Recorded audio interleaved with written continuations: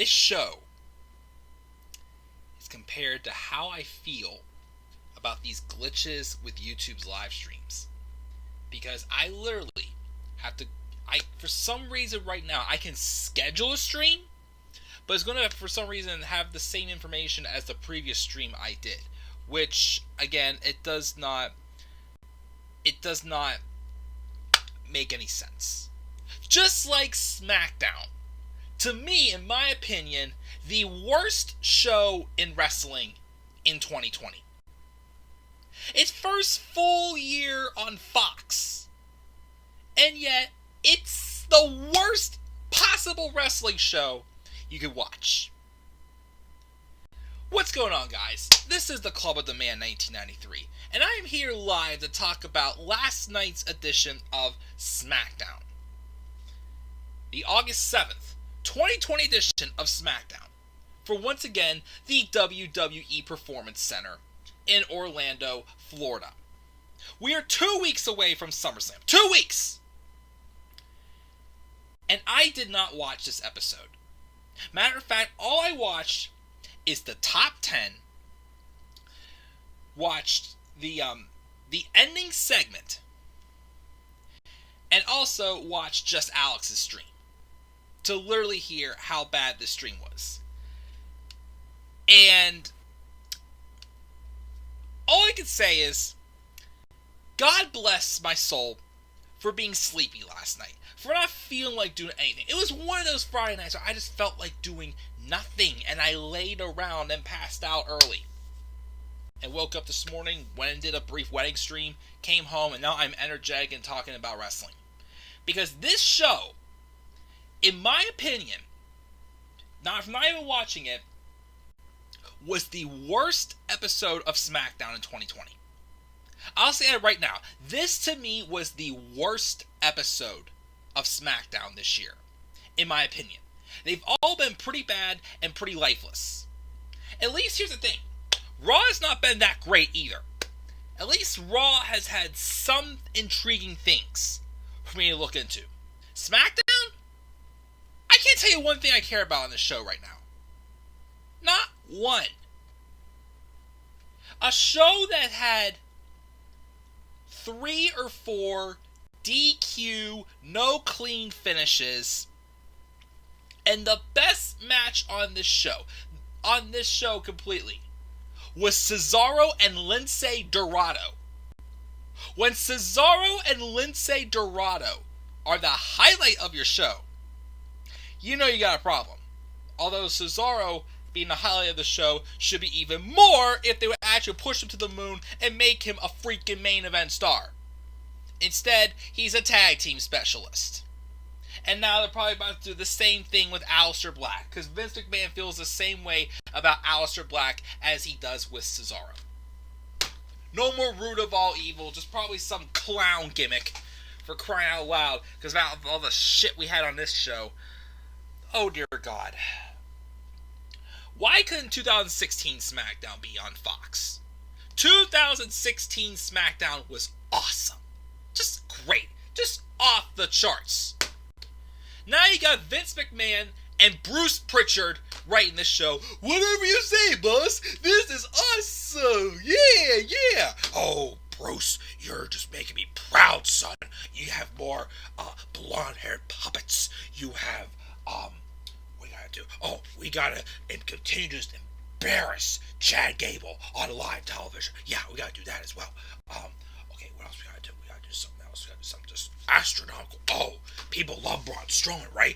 So what I'm gonna do, we're gonna make Braun look so tough by cutting promos like this, like that one guy down in NXT, that guy who's gonna be, fighting for the championship, that Cross dude. Yeah, you gotta look like that. And then, you know what? Oh, we're gonna have Stephanie up here. You know what we're gonna do? People said we need to give opportunities. Well, you know what? Let's grab every single woman on all 3 brands, put them in a battle royale. That's what people want. No. That's what I want. I'm talking in Vince McMahon's voice, and it's giving me the hiccups.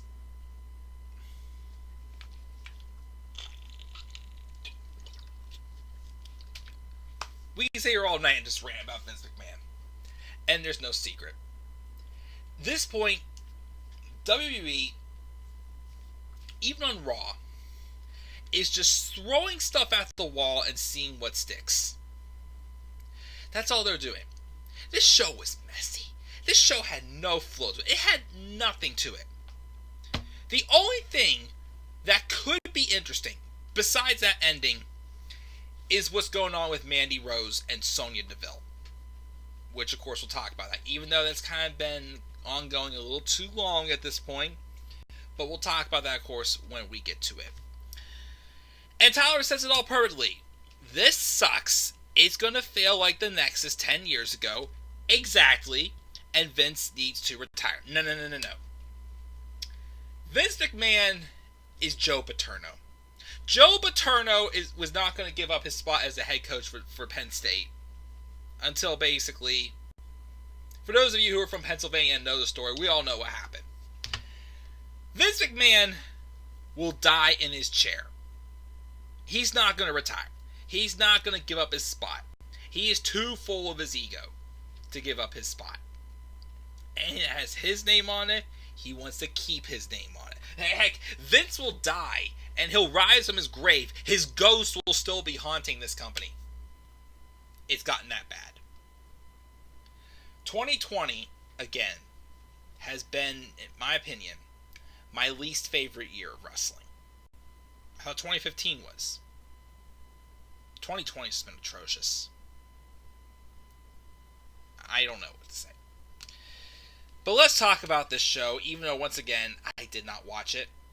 I'm just going to read off a Cage Side, but I know what happened, but I still didn't watch it. So, we opened up with this Firefly Funhouse segment. Bray Wyatt wants to address the haters in his DMs as to what happened last week with Alexa Bliss.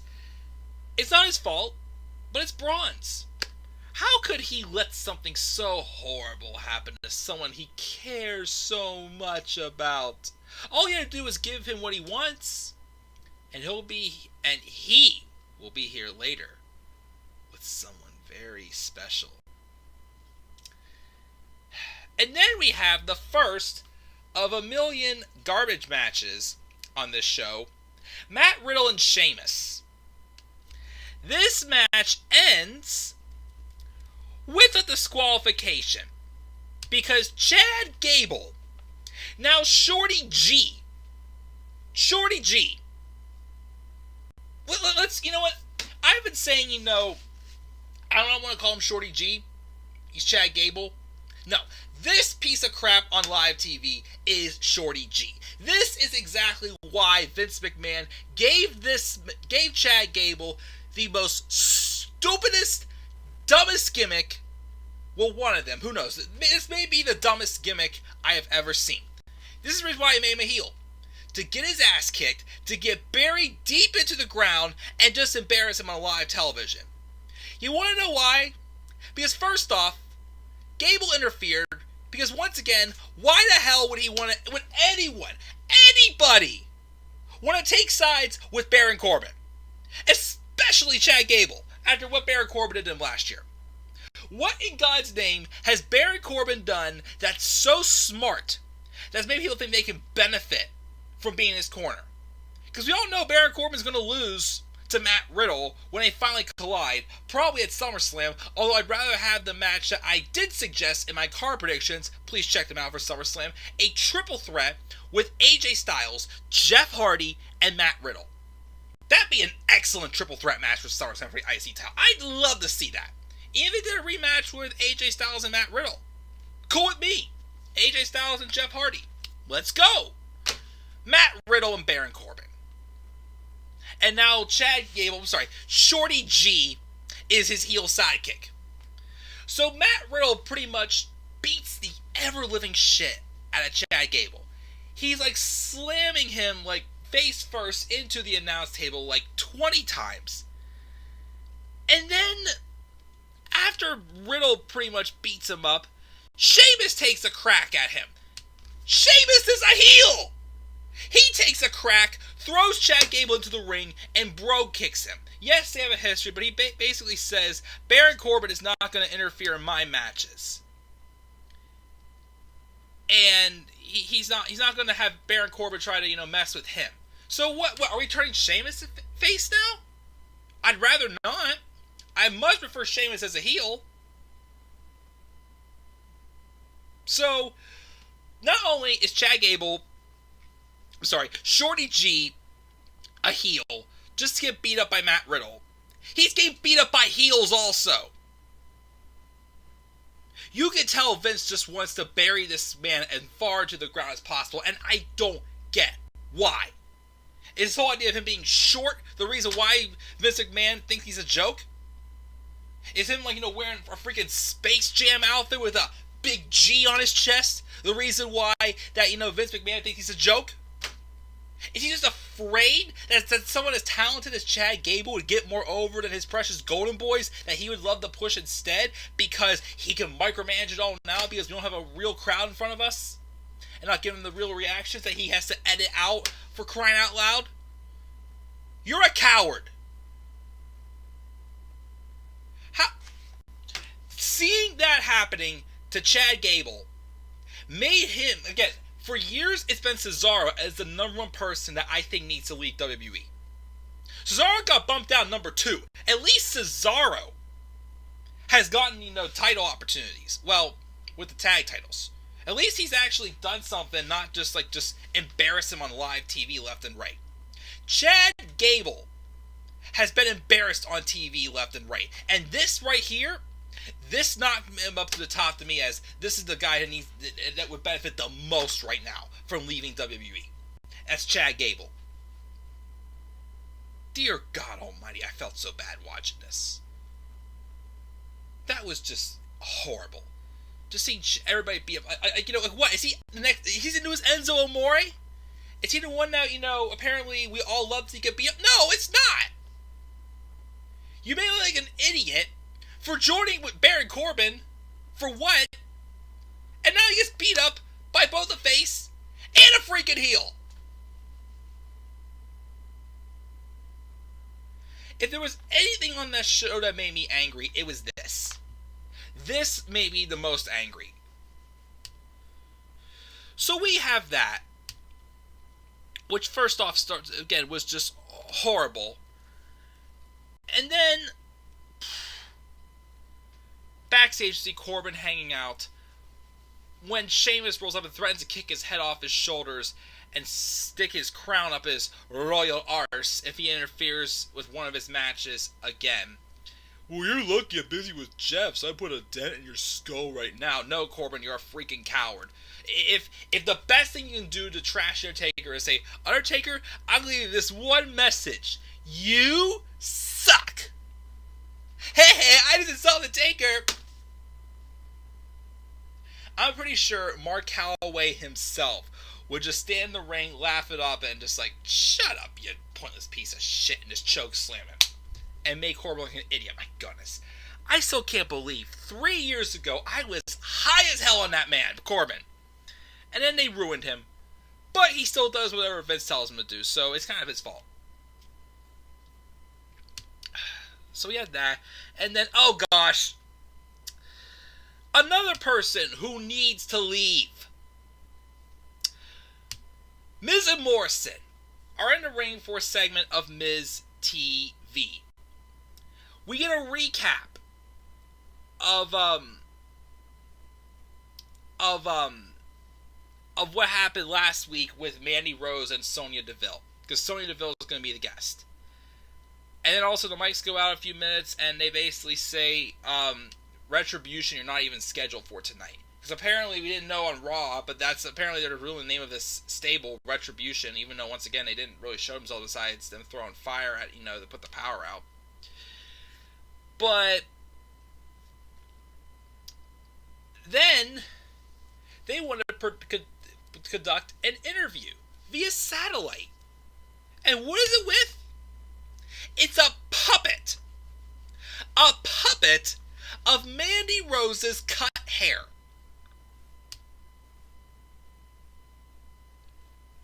Mandy Rose's cut hair with glued eyeballs on it was being interviewed. And Miz and Morrison are one's asking the questions in a stupid, corny voice, And then the other one is freaking.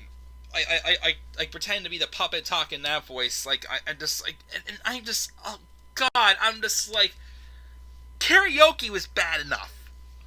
Now we have puppets that Miz and Morrison are trying to pretend to be. I hate to say this, and I cannot believe I'm saying this. Well, one thing I can believe. The other thing I cannot believe. The thing I can't believe is John Morrison should have never came back to WWE.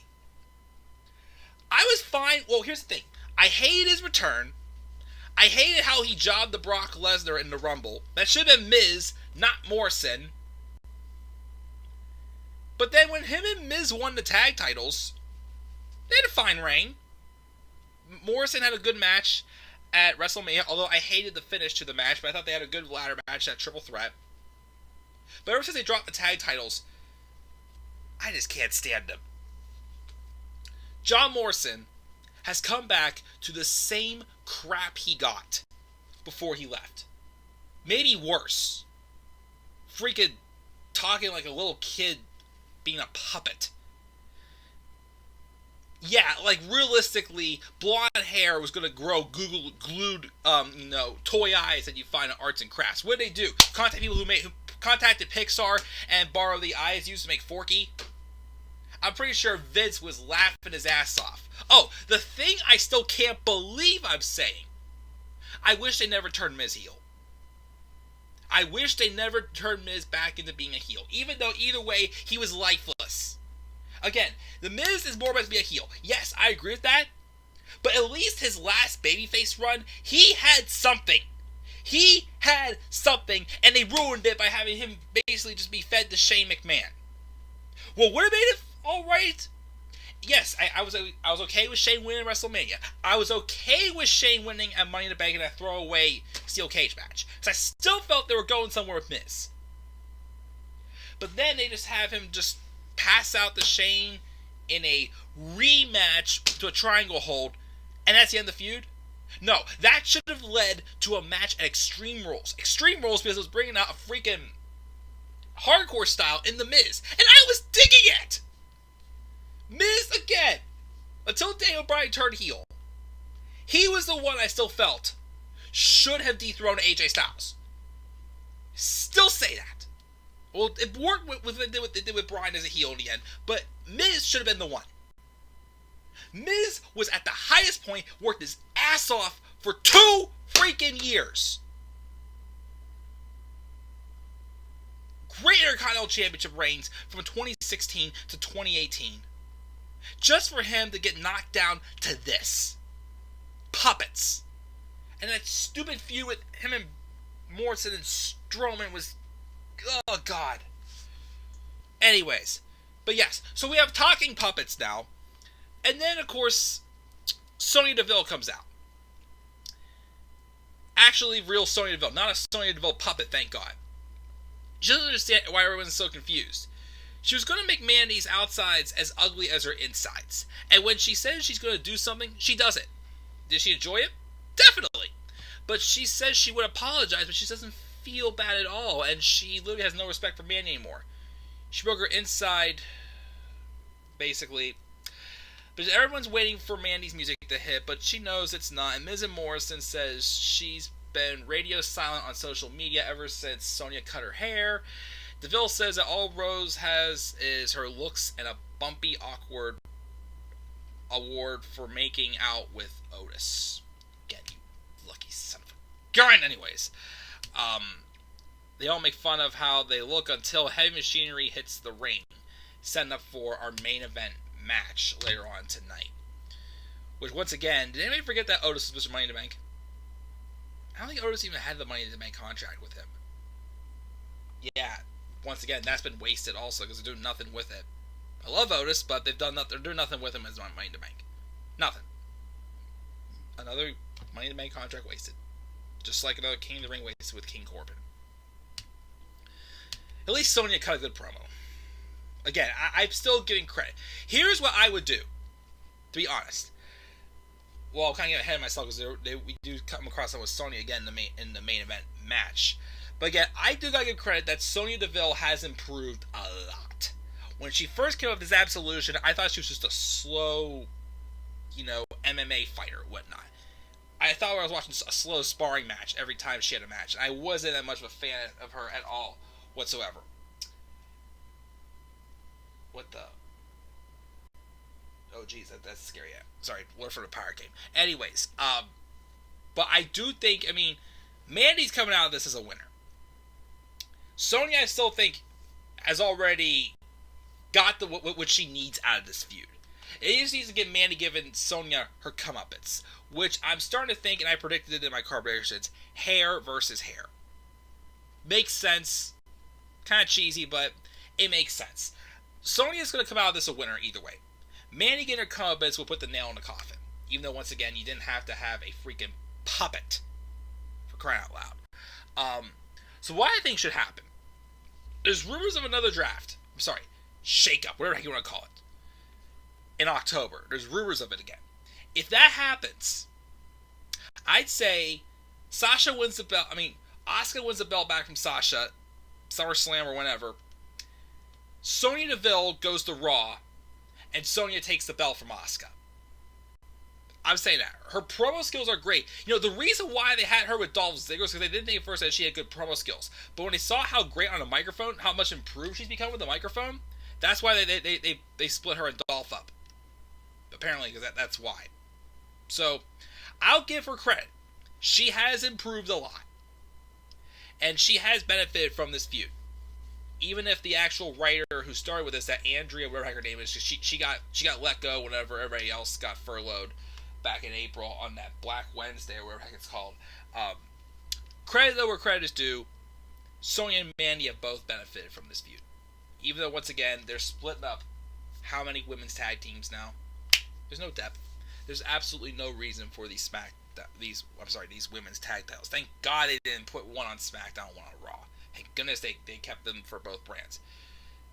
This point also, with the women's title, they should be unifying those as well, because we'll talk about that segment shortly. But anyway, so we got set up with Heavy Machinery and Miz and Morrison. Hey, hey, ho, ho. Ho, ho, ho, ho. For Rick Crown Loud. Oh, God, that puppet just gave me sick. Anyway, so we had a match with Cesaro and Lince Dorado. Cesaro won. Whatever.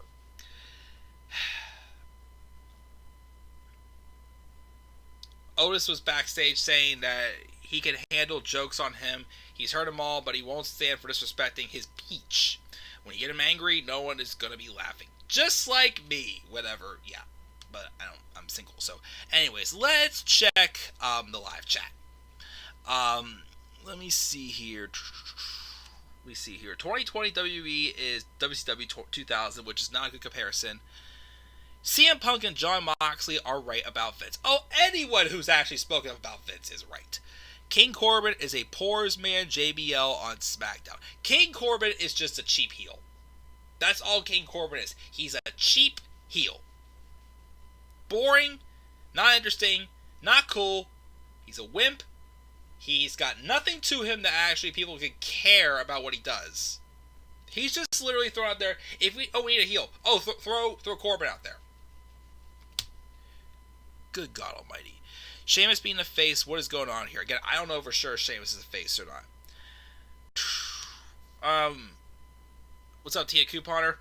Or in the fact that this show sucked, I'm good. How about yourself? Bayley is the new Sami Zayn.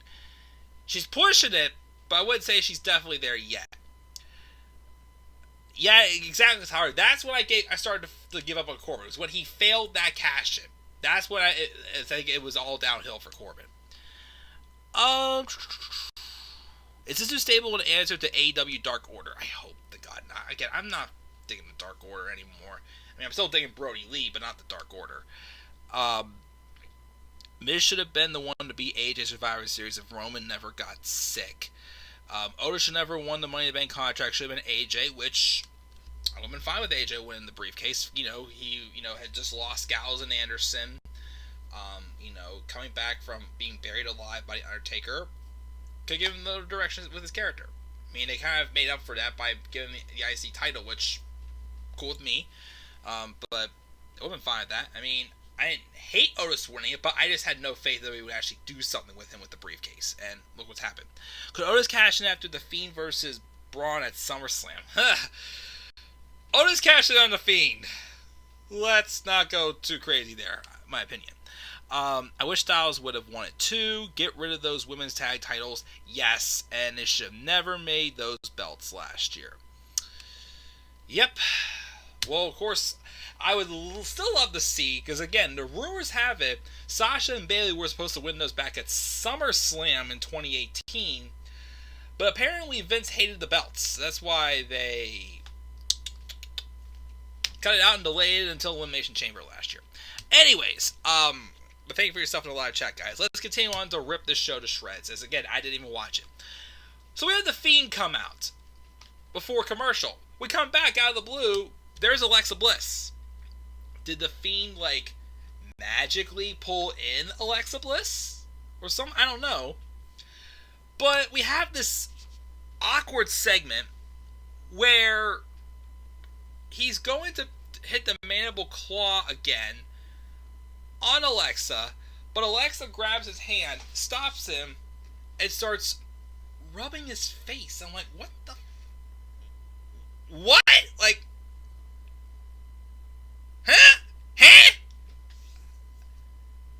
And then we've got Braun Strowman. Braun Strowman comes over to Tron.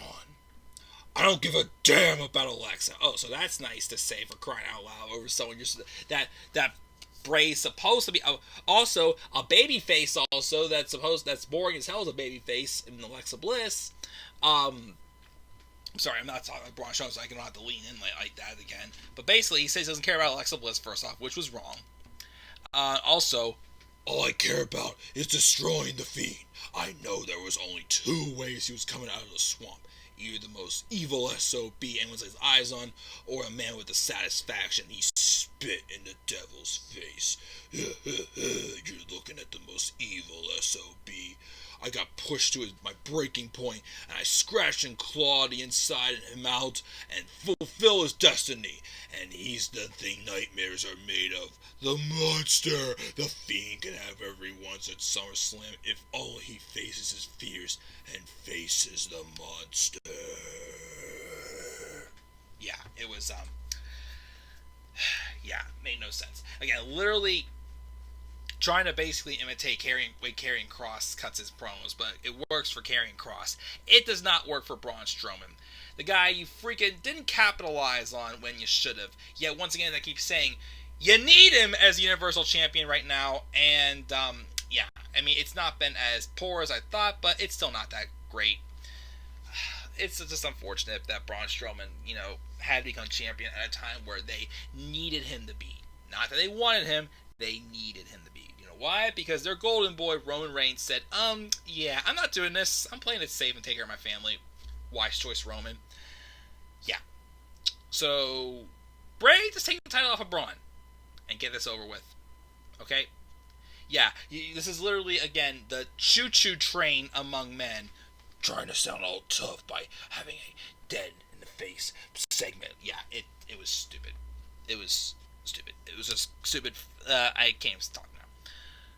Oh, and then we get King Corbin and Jeff Hardy for the 50th time. And what happens? That one ends in DQ because Sheamus interferes and Bro kicks Jeff Hardy. First off, he claims he's done with Jeff Hardy, but he did that because he got mad for Corbin for interfering in this match. And that's not even it. We then have, once again, Sheamus and King Corbin. Repeat that one more time. We had a match between Sheamus and King Corbin. Who in God's name wants to see that match? And of course, Matt Riddle interferes in that match, but it's just to cause distraction to help the person he fought earlier in the night win. First, we get Chad Gable getting his ass kicked. Then we have Sheamus going after a heel when he's a heel to begin with. It made no sense. Then we get that, I'm just like, who came up with this? Who thought this was going to be effective 3 episodes before SummerSlam. This is the 3rd episode till SummerSlam for SmackDown. And we're getting Sheamus and King Corbin. Can it get any worse, guys? Can it seriously get any worse? And this stream's been over a half an hour, and I didn't even watch this show yet. I'm tearing it apart. Oh, gosh. And then we have Bayley and Sasha roll out. Says the same thing again. That they have all the gold. They did it themselves. Or the golden role model. Says it every single week. And then Stephanie McMahon appears. Well, first off, apparently we have an interview. We had a commercial and Big E was interviewed backstage. He's been a man who made log roll to the ring, pour a box of cereal over the ear adult. He's been the entertainer. Basically, once again, reminding us that he's a single star because Kofi and Xavier Woods are both out. Yada, yada, yada, cool. Hopefully, again, it works out for Big E because I think he should be an awesome single star. But, of course, who the heck knows? Anyways, back to the women. So Stephanie McMahon appears. You ever notice as soon as, well, again, when it gets to a point where it's like, like storyline-wise, Sasha and Bayley have pretty much beaten everybody and it can't get any higher. Who has to step in and ruin it all? Stephanie McMahon. So Stephanie is on video chat, putting over Bayley and Sasha's accomplishments. Steph says she's given everyone's attention, including hers. They beg, saying they know what's best for business. They pay attention to what she and her husband do, yada, yada, yada. But then she's like, relax, relax. We may have found a loophole in a stipulation. She doesn't hold a grudge. She doesn't want to lecture them or punish them. She just wants to challenge them.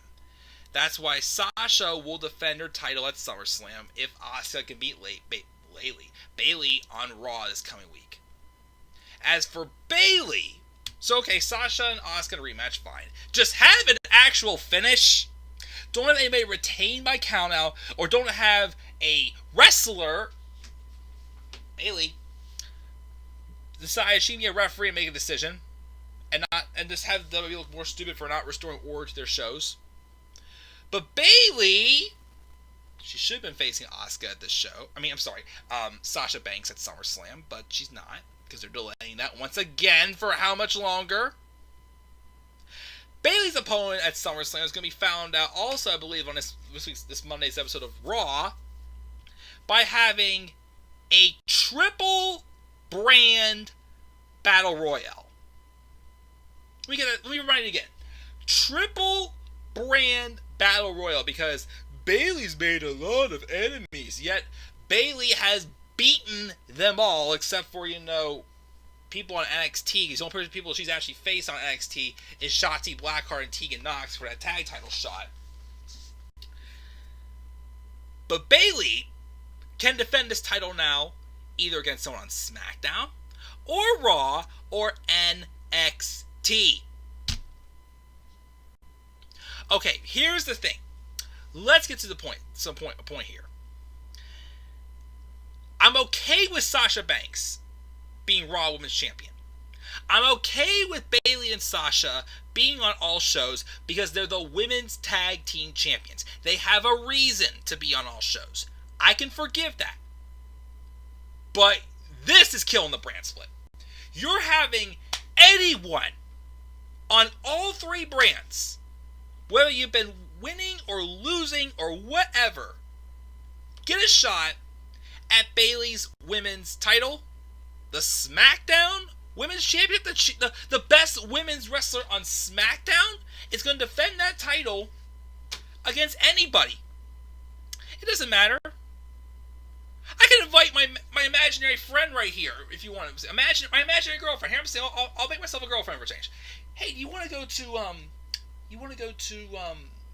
Raw next week in Florida and fight for a championship match? You have no experience, but anybody can fight for the title. What are you doing? What sense does this make? Anybody is getting a shot at the SmackDown Women's Championship.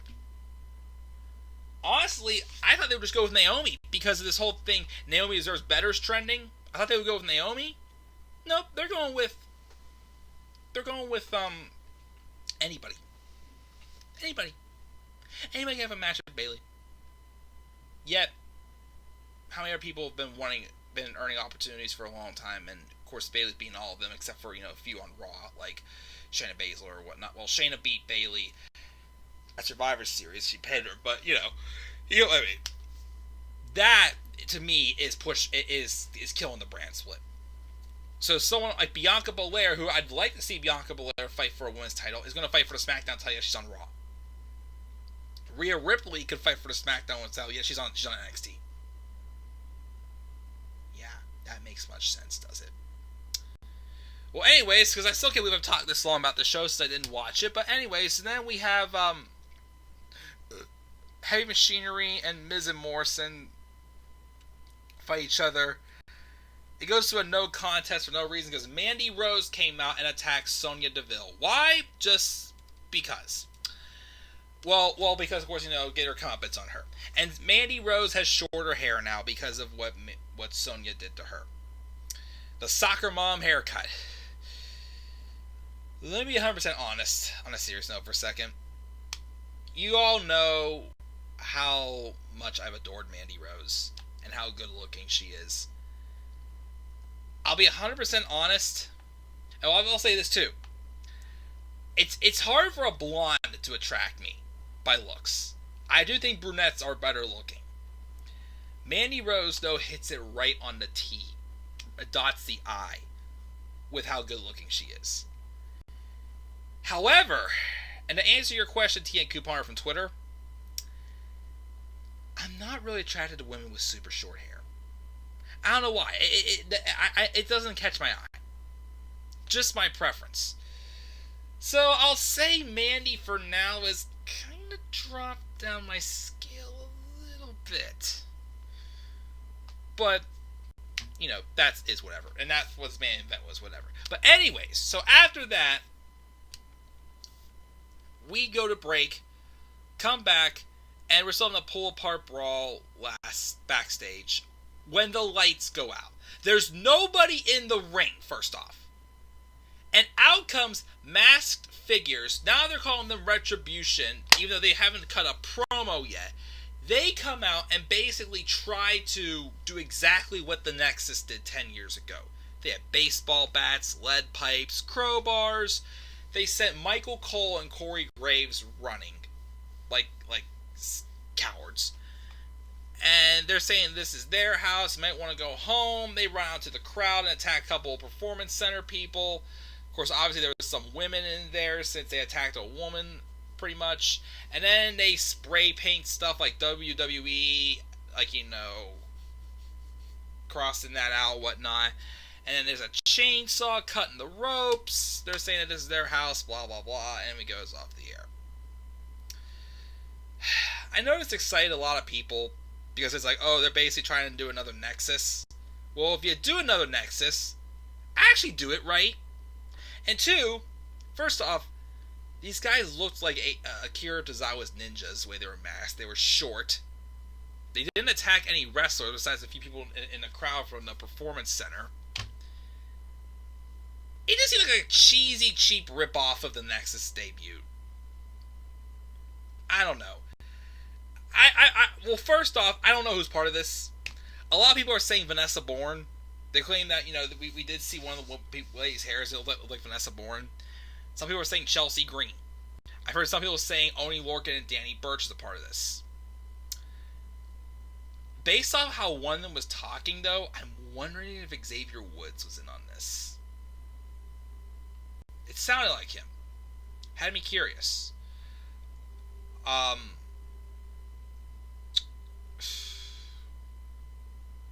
Some people are saying Tommaso Ciampa as well, which would be good if it was an NXT. Main roster, I do not trust them with Tommaso Ciampa whatsoever. 100% do not trust the main roster with Tommaso Ciampa.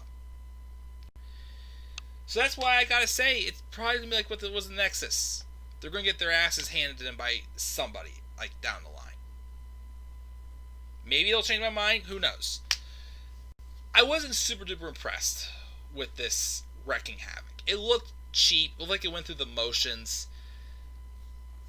I guess if you would have had actual wrestlers involved and people actually getting attacked, maybe. But just a couple people out in the crowd, I'm just like, it was toned down. It was toned down, and quite frankly, I just didn't think it was super great. So, we'll see where it goes. I'm not getting my hopes up at all. I think it's going to be another repeat we'll have with the Nexus. It'd be nice if it been what should have happened with the Nexus. But I think it's going to be literally what exactly happened with the Nexus again. Except I don't think it's going to be John Cena burying them. But guys, 40 minutes later, and I somehow ranted about an episode that I did not even watch. Only things I watched was, once again, top 10. The ending segment with Retribution. And just Alex's review. That's the only things I took part in this episode of SmackDown. But based off of it, I'm giving it a D-. Almost an F. But I gave it a D-. Because, one, Retribution thing wasn't awful. I thought it was cheesy. And I guess it got a little bit of credit because of Sonya Deville's promo. But, So guys, I ranted for 40 minutes on this show. And I can't even get like 15 minutes out of a review of SmackDown. Yeah, I ranted on a show that I did not watch. How impressive is that? I deserve a pat on the back. Check the live chat one more time before I go off the air. Will Alexa Bliss be Sister Abigail and cost Braun the title at SummerSlam? Who the heck knows? I think it would be dumb. Still think Roman is a smart man for staying at home. Yes. Lazy booking. Yes. Where's AJ on SmackDown? Who the heck knows? He is champ, but more like the glory hogs as Bayley and Banks. Bring back GMs. Yes, because we need actual people who actually can run the show. That is the wild card rule back again, pretty much. Because again, Sasha and Bayley going from show to show, I'm okay with that. Everyone going to the other shows? No, I don't like that. I think Rhea Ripley will win the Battle Royale. Cool, except once again, she's in NXT. Who would you have as GM? Stone Cold for Raw and Rock for SmackDown. I like those. Oh yeah, there was Chainsaws. Wanted to see where to go with this mystery group. Doesn't care about WWE anymore. It's going to be Roman. They'll bring back... Yeah, again, WWE will still probably push Roman when he comes back. I don't have the faith they're going to make any changes with Roman, even though Roman actually, stood up for once. But, oh boy. Pat myself on the back again. Thank you. But yeah, guys, I'm just going to do it tonight. I actually want to go play Harry Potter. I haven't played my Harry Potter games in weeks. But again, now that, things have kind of got under control again, I'm still busy, but, I'm not out of control busy. But I can finally get back to some other stuff. So, yeah. That's going to do it, guys. That's my review of SmackDown. Again, D-. I give it. To me, the worst episode of SmackDown in 2020.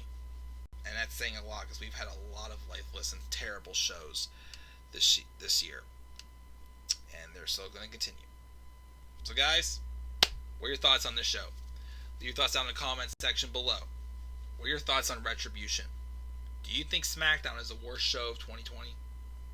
What do you think, guys? Leave your thoughts down in the comments section below. Slap a like on the video, please. Subscribe to my channel. Follow me on Twitter at DemandAir93. Make sure to check out my card predictions from NXT TakeOver 30 and for SummerSlam. And if you want to relive some good days, also in the description box down below is the link. I haven't advertised this for quite a long time. Is the link to my WrestleMania 35 documentary of my experience to WrestleMania 35. Need something good to watch? Something fun? Watch that. And hopefully I'll get my Harry Potter Let's Play going again on this channel. So until then, guys, I'm checking out. Have a good night. I'll see you all later. Peace out, everybody.